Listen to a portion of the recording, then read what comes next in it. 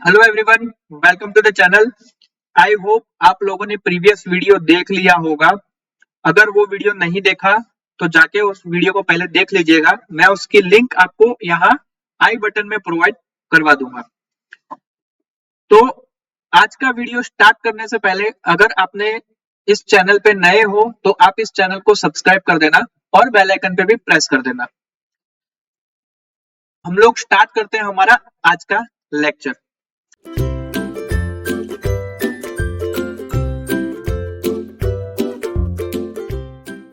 आज हम लोग क्या पढ़ने वाले हैं? आज हम लोग जो हमने प्रीवियसली स्ट्रेटेजी पढ़ी थी उसके आगे का टॉपिक यानी कि economics of implementation of energy optimisation project and its constraint, ये हमारा आज का टॉपिक रहेगा। इसके आगे इसकी हम लोग बैरियर्स देखेंगे और लिमिटेशंस देखेंगे और साथ साथ में क्या एडवांटेजेस है वो भी हम लोग यहाँ पे डिस्कस करने वाले हैं। सो बिना किसी देरी से हम लोग करते हैं हमारा आज का लेक्चर। तो सबसे पहले economic of implementation of energy optimisation projects and its constraint, ये मेनली हमारा क्या यूज करता है, ये होता क्या है, सबसे पहले तो ये हमें समझना जरूरी है। तो economic implementation of energy optimisation means energy को हमें सेव करना है, उसको हमें क्या करना है, कंजर्व करना है।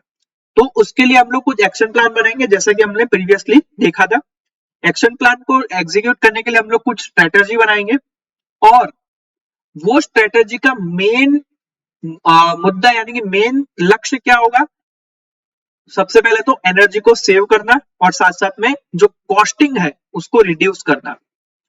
तो इकोनॉमिक तरीके से हम लोग क्या करेंगे, हमारी जो कॉस्ट है उसको रिड्यूस करेंगे सिंपली। तो यहाँ पे बस उसी को रिड्यूस करने के लिए इकोनॉमिक्स को हम लोग ये एनर्जी सेविंग के अंदर किस तरीके से इंप्लीमेंट करते हैं और उसके क्या क्या एडवांटेजेस है, क्या क्या चैलेंजेस है और क्या क्या लिमिटेशंस है, वो हम लोग इस टॉपिक में कवर करने वाले हैं। तो सबसे पहले आप लोगों को ये चीज पता होनी चाहिए कि हमारा जो इकोनॉमिक्स ऑफ इम्प्लीमेंटेशन है वो क्या क्या यूज करता है मेनली। तो सबसे पहला है, यहाँ पे कुछ पॉइंट्स हैं जो कि मैं यहाँ पे मेंशन आप लोगों को कर रहा हूं, तो आप लोग इसको ध्यान रखना। सबसे पहला जो पॉइंट है जो कि यूज करता है, मींस क्यों यूज होता है ये, to increase the adoption of every management standard, है ना। इकोनॉमिक्स ऑफ इम्प्लीमेंटेशन क्यों यूज होता है, ताकि हर एक मैनेजमेंट स्टैंडर्ड जो कि एक कमिटी के द्वारा नक्की किए गए हो, डिसाइड किए गए हो, उसको क्या कर सके, अडॉप्ट कर सके। दूसरा पॉइंट उसके अंदर क्या है, to provide technical assistance to industry for energy conservation, है ना। किसी भी एनर्जी को सेव करने के लिए, कंजर्व करने के लिए हमें एक प्लान की जरूरत होती है, एग्जीक्यूशन की जरूरत होती है और उसके अंदर कुछ टेक्निकलिटीज होती है। तो वो टेक्निकलिटी को समझने के लिए कुछ टेक्निकल असिस्टेंस की जरूरत पड़ती है। तो वो टेक्निकल असिस्टेंस हमें कौन प्रोवाइड करता है, ये एनर्जी ऑप्टिमाइजेशन का means economics of implementation of energy optimisation projects, ये हमें प्रोवाइड करता है। थर्ड पॉइंट क्या है, थर्ड पॉइंट है इसका, energy optimization mainly involves the measurement and verification of system to supply load demand at the lower cost. Okay, और next इसका पॉइंट है cost related equipment upgrades, waste elimination, minor mechanical fines etcetera. और last point है इसका information collection, real time data acquisition, data analysis and its implementation. क्योंकि देखिए last अगर ये जो पॉइंट है, ये लास्ट पॉइंट अगर आपके पास नहीं है, इंफॉर्मेशन कलेक्शन नहीं है, या फिर आपके पास रियल टाइम का डेटा नहीं है, या फिर डेटा एनालिसिस नहीं हो पा रहा है और उसका इंप्लीमेंटेशन नहीं हो पा रहा है, तो हमारी सारी जो मेहनत है वो हमारी बेकार जाएगी। ओके, तो ये तो बात हो गई कि इकोनॉमिक्स इंप्लीमेंटेशन क्या यूज करता है, इट मेनली यूज क्यों यूज होता है, ठीक है। अब हम लोग उसके कंस्ट्रेंट और चैलेंजेस की बात करते हैं कि अगर हम लोग कुछ इकोनॉमिकली इम्प्लांट करते हैं एनर्जी ऑप्टिमाइजेशन के लिए प्रोजेक्ट्स के अंदर, तो उसके कंस्ट्रेंट या फिर चैलेंजेस क्या हो सकते हैं। तो यहाँ पे कुछ कंस्ट्रेंट और चैलेंजेस मैंने यहाँ पे मेंशन कर रखे हैं, आप लोग उसे ध्यान से पढ़िएगा। सबसे पहला जो कंस्ट्रेंट है वो है हमारा कंटिन्यूअस सपोर्ट फ्रॉम गवर्नमेंट। अब अगर हम लोग कोई एनर्जी सेविंग का काम कर रहे हैं, हमारी कंपनी को एनर्जी सेविंग का काम कर रही है, तो कंटिन्यूअसली किसी भी गवर्नमेंट से सपोर्ट मिलना पॉसिबल नहीं है। क्यों? क्योंकि हर एक 5 साल के अंदर आप लोगों की जो गवर्नमेंट है वो इंडिया के अंदर चेंज होती रहती है। और मान लीजिए कि कोई सरकार अभी है जो काम कर रही है, वो नेक्स्ट 5 ईयर में कोई दूसरी सरकार आई, तो मे बी पॉसिबल कि आपका जो सपोर्ट आपको मिल रहा था गवर्नमेंट के थ्रू वो आप लोगों का हट जाए, मे बी पॉसिबल, है ना। तो इसीलिए एक चैलेंज हो जाता है कि गवर्नमेंट से कंटिन्यूअसली सपोर्ट मिलना थोड़ा सा मुश्किल है। नेक्स्ट पॉइंट है इंटरेस्ट ऑफ इंडस्ट्रीज। जो भी इंडस्ट्रीज इसके अंदर हमारा पैसा लगाती है ना, एनर्जी कंजर्वेशन के अंदर, मे बी पॉसिबल सालों साल जाते वक्त, मतलब साल साल निकलते वक्त उसका इंटरेस्ट कम हो जाए, है ना। तो ये भी एक हमारा क्या है, चैलेंज हो जाता है कि हर एक इंडस्ट्रीज को क्या कर सके हम लोग, इंटरेस्टेड रख सके फॉर दी एनर्जी कंजर्वेशन, ये हमारे लिए चैलेंज है। तीसरा क्या है, deliver of rated capacity of power. Power को उसकी ओरिजिनल रेट पे डिलीवर करना भी एक तरीके का चैलेंज है, क्योंकि जरूरी नहीं है कि हर एक समय हर एक टाइम पे हमारे पास जो रॉ मटेरियल की अवेलेबिलिटी हो वो पूरी की पूरी हो, ताकि हम लोग क्या कर सके, उससे पावर जनरेट कर सके। कभी कुछ दिन ऐसे हो सकते हैं कि रॉ मटेरियल हमारे पास कम हो, कभी कुछ दिन ऐसे हो सकते हैं कि रॉ मटेरियल हमारे पास ज्यादा हो। तो अकॉर्डिंग टू रॉ मटेरियल हमारा जो पावर कैपेसिटी की डिलीवरी पावर डिलीवरी की जो कैपेसिटी है वो चेंज होती रहती है। तो उसको एक फिक्स कैपेसिटी पे उसको डिलीवर करना भी हमारे लिए क्या हो जाता है, एक चैलेंज हो जाता है। नेक्स्ट है हमारा लेवलाइज्ड एनर्जी कॉस्ट। दिन ब दिन हमारा रॉ मटेरियल का प्राइस भी बढ़ रहा है, तो रॉ मटेरियल का प्राइस बढ़ेगा तो क्या होगा, एनर्जी का जो प्रोडक्शन कॉस्ट है वो भी बढ़ेगा, और प्रोडक्शन कॉस्ट बढ़ेगा तो कंपनीज क्या करेगी, हम उसका टैरिफ स्ट्रक्चर को चेंज करती रहेगी। तो एक एनर्जी कॉस्ट को एक लेवल पे ले जाके बस उसी लेवल पे मेंटेन रखना, ये हमारे लिए क्या हो जाता है, चैलेंज हो जाता है। ओके, नेक्स्ट है हमारा use of new energy mix. अभी इंडिया में रिसेंट सिनेरियो क्या चल रहा है, नॉन रिन्यूएबल एनर्जी सोर्सेज पे बहुत काम हो रहा है। तो क्या हो रहा है कि धीमे धीमे जो एनर्जी जो हमारी प्रोड्यूस हो रही है बाय दी कोल, ओके, वो थर्मल पावर प्लांट, उससे जो एनर्जी जनरेट हो रही है वो, साथ साथ में सोलर से जो एनर्जी जनरेट हो रही है वो, विंड से जो एनर्जी जनरेट हो रही है वो सब मिक्स होने के बाद आपको क्या है, आपको अपने घर पे मिल रही है। तो वो जो मिक्स हो रहा है उस एनर्जी को, मीन्स क्या होता है कि आप लोगों ने थर्मल पावर प्लांट पढ़ा है, आप लोगों ने सोलर एनर्जी पढ़ी है, तो क्या है कि सोलर एनर्जी में जो प्रोडक्शन होता है वो बहुत ही कम लेवल पे होता है, ठीक है। तो वो दोनों की एनर्जी और दोनों की फ्रीक्वेंसी को मैच करना थोड़ा सा हमारे लिए डिफिकल्ट हो जाता है, तो इसीलिए ये हमारा एक चैलेंज है न्यू एनर्जी को मिक्स करना। ओके, नेक्स्ट है रिसोर्स डाइवर्सिटी। जैसा कि मैंने ऊपर आप लोगों को रेटेड कैपेसिटी ऑफ पावर में बताया कि हर बार हर दिन आपका रॉ मटेरियल मिलना वो आप लोगों का डिपेंड करता है। ओके, तो एक रॉ डाइवर्सिटी भी आप लोगों के लिए क्या हो जाती है, एक चैलेंज बन जाती है। नेक्स्ट है हमारा पावर स्टेबलाइजेशन। मैं ऊपर आप लोगों को बता ही चुका हूं कि अकॉर्डिंग टू आपके पास रॉ मटेरियल कितना है डे बाय डे के लिए, तो उसके अकॉर्डिंग आपकी पावर जो जनरेशन है वो हमारी क्या करती है, वेरी करती है। तो पावर को एक जगह स्टेबलाइज करके डिलीवर करना भी हमारे लिए एक चैलेंज हो जाता है। ओके, कंस्ट्रेंट और चैलेंजेस के बाद उसके कुछ एडवांटेजेस आते हैं। एडवांटेजेस मैं यहाँ पे लिख नहीं रहा हूं, लेकिन एडवांटेजेस मैं आप लोगों को बता देता हूं, आप लोग उसे नोट डाउन कर लीजिएगा। तो एडवांटेज क्या है, इकोनॉमिक्स ऑफ इंप्लीमेंटेशन के एडवांटेजेस क्या है, तो सबसे पहला एडवांटेज ये है कि reduction in electricity and fuel consumption.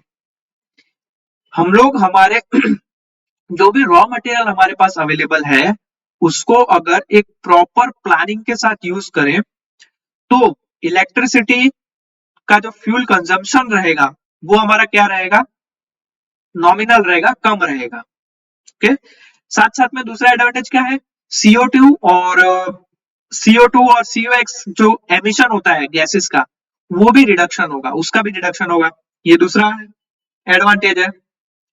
तीसरा, एक फिक्स हमारा जो टैरिफ है वो रहेगा, टैरिफ का जो स्ट्रक्चर है वो हमारा फिक्स रहेगा। ओके, फोर्थ वन, उसका एडवांटेज क्या है कि हम लोग को रियल टाइम डेटा जो कि हमारा हॉट वाटर सिस्टम से, कंप्रेसर से, या फिर हमारा पेशेंट रूम से या फिर नॉन पेशेंट रूम से, वो हमारे पास डेटा अवेलेबल रहेगा ताकि ये रियल टाइम डेटा का हम लोग यूज करके क्या कर सके, हमारे आगे की जो प्लानिंग है वो हम लोग कर सके। ओके, तो ये तो बात हो गई उसके एडवांटेजेस की।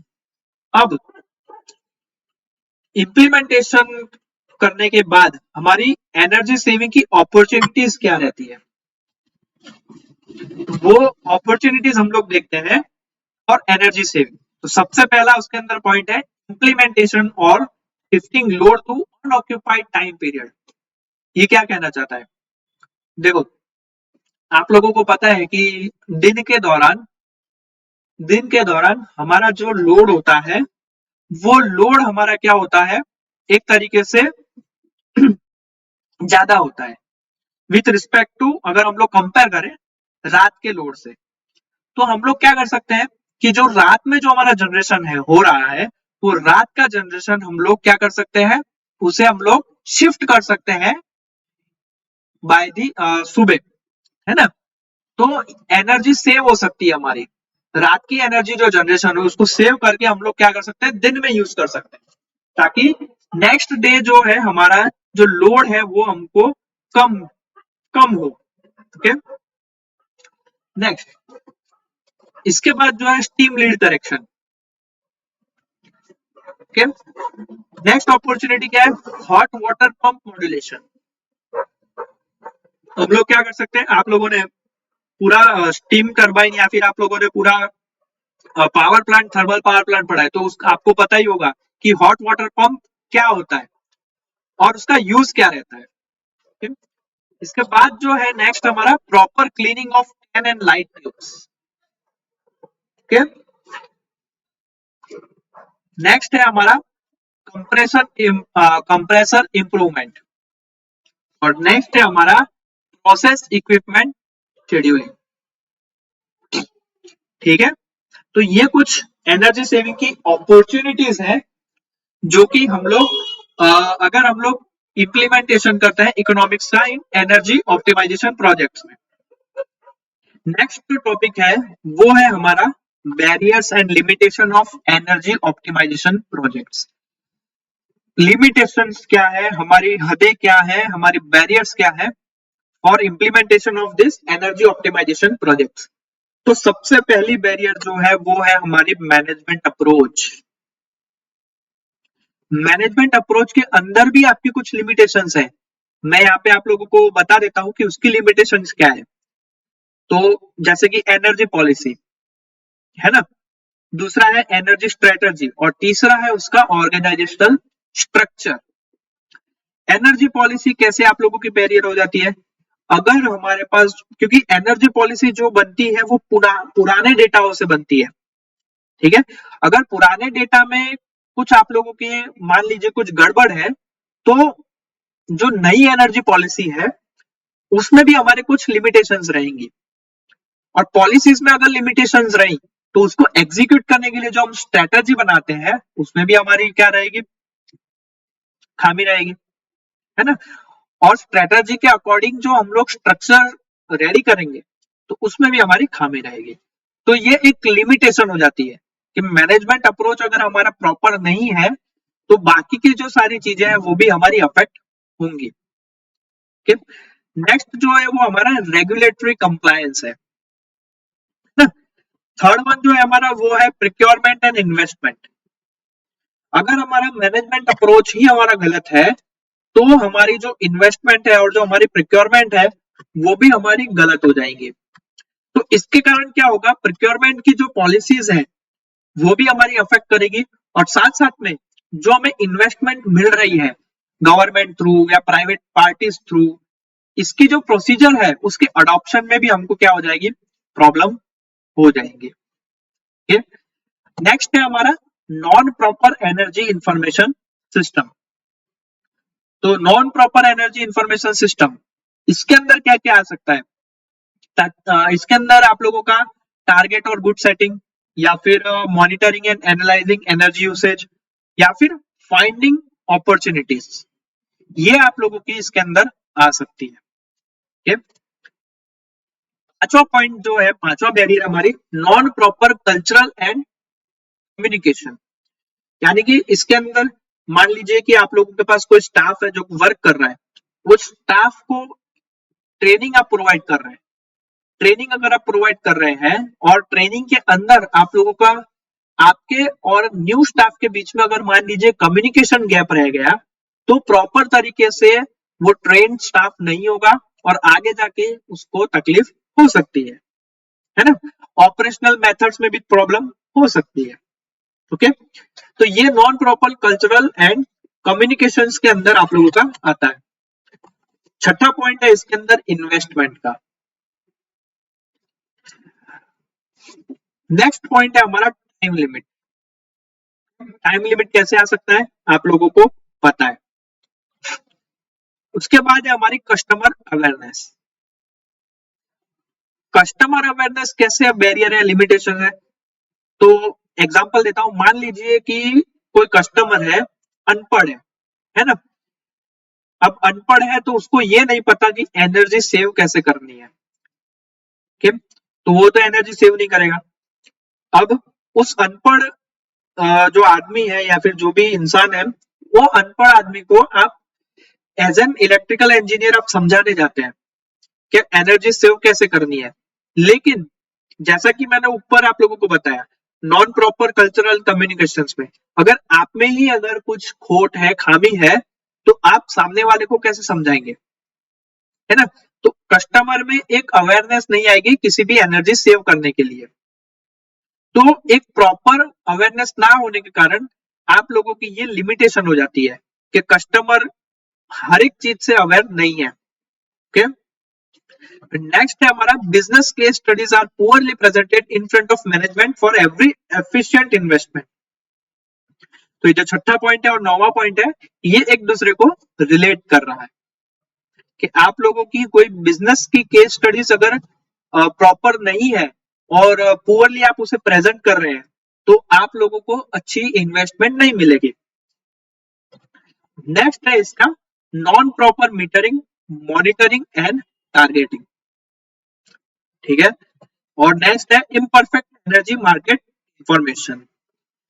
फिर नेक्स्ट है energy market risk, political and structural barriers. और नेक्स्ट है हमारा पब्लिक प्राइवेट पार्टनरशिप। ये कुछ 14 बैरियर्स और लिमिटेशंस हैं किसी भी एनर्जी ऑप्टिमाइजेशन प्रोजेक्ट्स के लिए।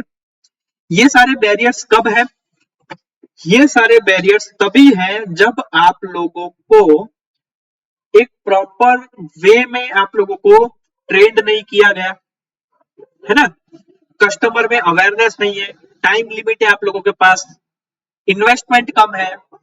तो ये सारी बैरियर्स और लिमिटेशन तभी आप लोगों के आने वाली आड़े। ओके, सो आज का जो हमारा टॉपिक्स है वो यहाँ पे हम लोग कंप्लीट कर देते हैं।